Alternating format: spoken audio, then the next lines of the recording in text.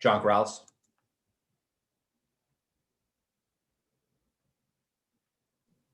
Brad, I mean, at this point, what do you do? Like you've gotten 3 straight losses on this road trip, and in this there wasn't the defensive effort to stop them from getting open threes. What do you do as a coach to turn this around? I mean, clearly that's the charge, that's the responsibility, and it was 30-27, I think, with 1:49 left in the third, and we had already got hit by a barrage of shot making from Young, but we were just kind of hanging in there. And then they just unloaded on us with Gallinari making all those shots. And they were, like you said, not as well defended as we need to. I just told them in the locker room, nobody's happy about how things are going. We have 4 games before break.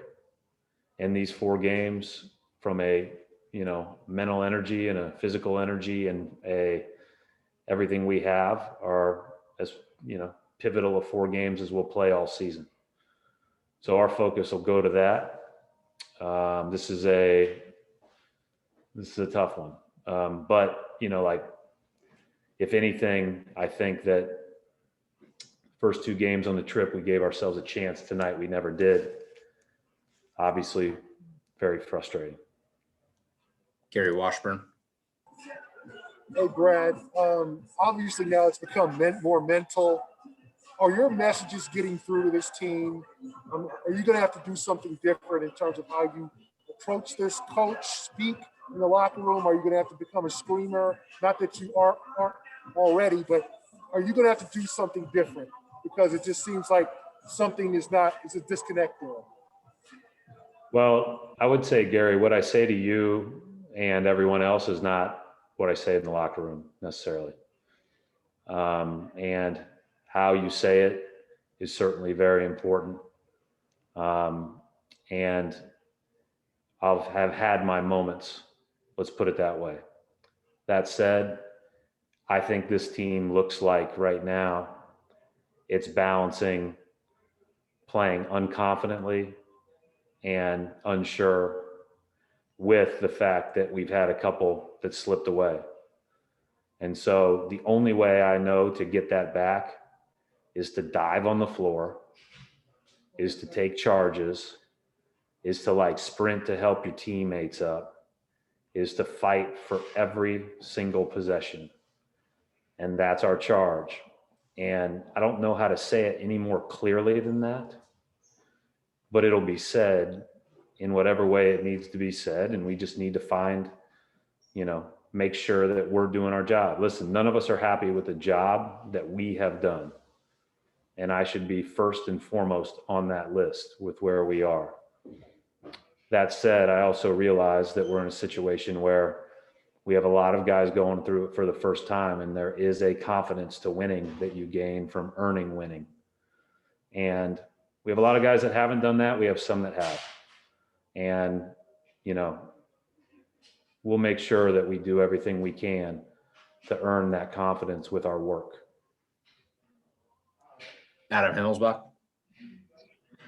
Brad, what have you seen, from this group? I mean, you talk about it with players who have been through it before and those who haven't, but that makes you confident and makes you believe that they can figure it out and that they can turn it around? Well, first of all, I think when full, I think it looks different. Secondly, our best players have been there at a high level in the most meaningful scenarios and have had real moments. And so, it's not like you're pointing to some blank canvas that nobody's lived before. These guys have, specifically Jalen, Jason, Kimba, Marcus, when he gets back, those guys have lived it. And so there's a lot of guys that haven't, and we need to help them get there sooner rather than later. But it's, I think those of us that have been fortunate enough to be in those moments, and most importantly, the players are what give me a great belief that, we can be a lot better than we've been. Jared Weiss. Right. Going back to the messaging aspects, obviously a head coach is responsible for setting the tone, but a huge part of it is having systems of accountability throughout the organization and the roster. And do you feel like that's a bigger challenge this year because there's so much youth on the bench? And do you feel like right now the team has those accountability systems in place? I just don't feel like, I think it's more of a, like, we just need to, do all of our stuff better, right? It's not like when something is said by players, by assistants, by whoever, by me, like I think we're all stung and disappointed with how we played. I think that's, again, affected the confidence of the group. And instead of like fighting, scratching, and clawing, we've had moments where we haven't. And we have to get back to that. So this team has it in them. And I've been lucky enough to be there before with them. And I know I know what they have in them. And these next 4 games will tell us a lot about where we can go. John Corrales. Brad, obviously there isn't one single player that can turn this around, but how much do you guys really miss Marcus Smart on the floor? I mean, he was on the bench, he got a tech, so he's obviously involved, but being on the floor and being able to organize guys, how much is that hurting you guys?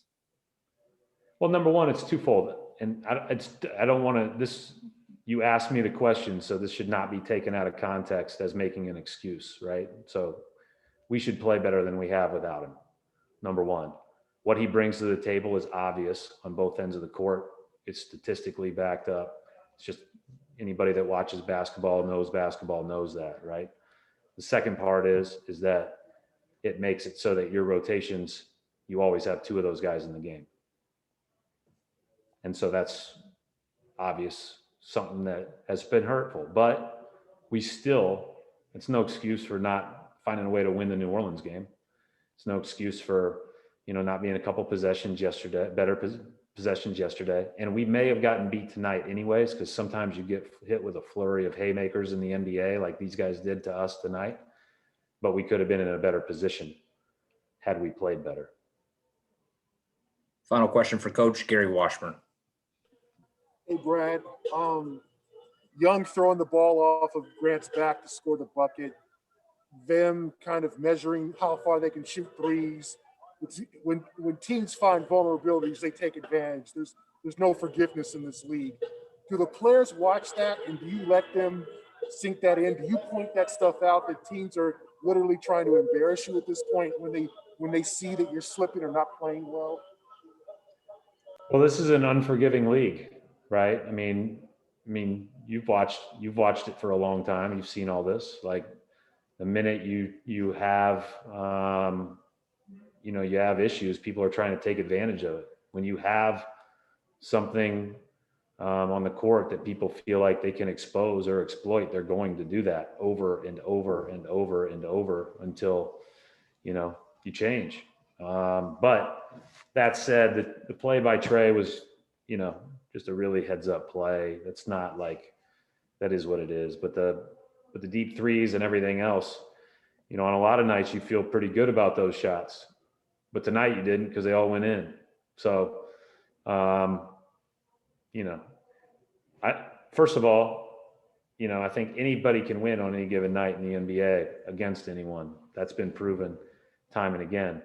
But when you have shown some of the vulnerabilities that we've shown, then you have to earn it back with your play and your effort and your intensity and better coaching and all the stuff that goes into this. All right, we'll wrap it up right there. Thanks, Coach.